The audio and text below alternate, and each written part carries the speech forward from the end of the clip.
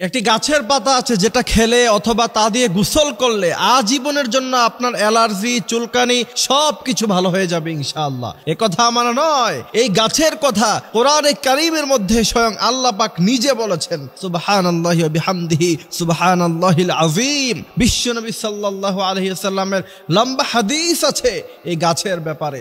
এই গাছের পাতা আপনি যদি চিবিয়ে খান অথবা তা দিয়ে যদি আপনি পানির মধ্যে ফুটিয়ে তা দিয়ে যদি আপনি গোসল করেন, বিজ্ঞান বলছে যে আজীবনের জন্য আপনার অ্যালার্জি, চুলকানি সব ভালো হয়ে যাবে।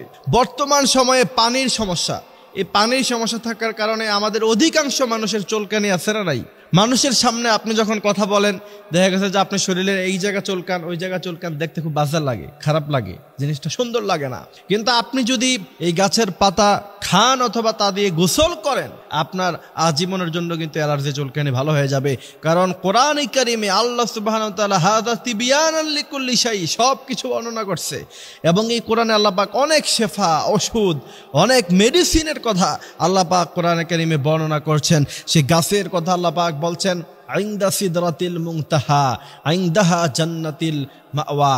আকাশে আল্লাহ পাকের যে আরশ আজিম আছে সেখানে একটি গাছ আছে, সেই গাছের নাম হলো বরুই পাতা। ইনদা সিদরাতিল মুনতাহা, সেই গাছের নাম হলো বরুই গাছ। সেই বরুই গাছের কথা স্বয়ং নবী করিম সাল্লাল্লাহু আলাইহি ওয়াসাল্লাম তিনি বলছেন, এই বরুই পাতা দিয়ে মৃত মানুষ যখন মারা যাবে তখন পানির মধ্যে সেটা দিয়ে ফুটিয়ে তারপরে তোমরা মানুষকে গোসল করাবা।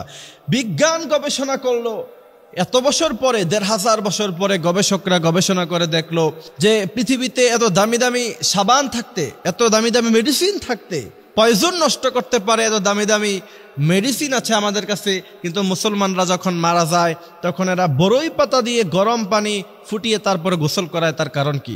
বরই পাতা যখন গরম পানির মধ্যে দেয়া হয় অথবা পানির মধ্যখানে বরই পাতা দিয়ে যখন তা ফুটানো হয়, তার মধ্য থেকে সমস্ত ব্যাকটেরিয়া, পলিউশন, ময়লা যা আছে সব দূর হয়ে যায় আর সেই পানিটা পরিষ্কার হয়ে যায়।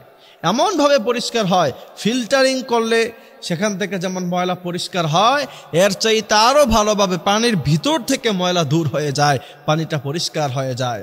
বিজ্ঞানরা অবাক হয়েছে, ১৫০০ বছর আগে ওই সময় প্রযুক্তি নাই, ইন্টারনেট নাই, গুগল নাই, কিচ্ছু নাই। ওই সময় মুহাম্মদ সাল্লাল্লাহু আলাইহি সাল্লাম কি করে এটা জানলেন যে বরই পাতা পানির মধ্য দিয়ে ফুটালে সেই পানিটা একদম পরিষ্কার হয়ে যায়? এরা ইসলামের কাছে মাথাকে তারা নত করে দিয়েছে। এই জন্য সেই গাছের পাতা আপনি যদি চিবিয়ে সেটা রস খেতে পারেন অথবা তা দিয়ে ফুটিয়ে আপনি যদি গোসল করতে পারেন, তাহলে আপনার শরীরে যেই পলিউশন থাকার কারণে চুলকানি হয় অথবা অ্যালার্জি হয় সেটা কিন্তু ভালো হয়ে যাবে। এই জন্য আমার প্রিয় ভাইয়েরা, আমাদের যাদের এই সমস্যাটা প্রায় আছে, আমাদের নামাজের মধ্যেও অনেক সমস্যা হয়, সিজদা করতে গেলে অনেক সমস্যা হয়, নামাজে দাঁড়ালে অনেক কষ্ট হয়, কোরআনে কারীম তেলাওয়াত করা যায় না।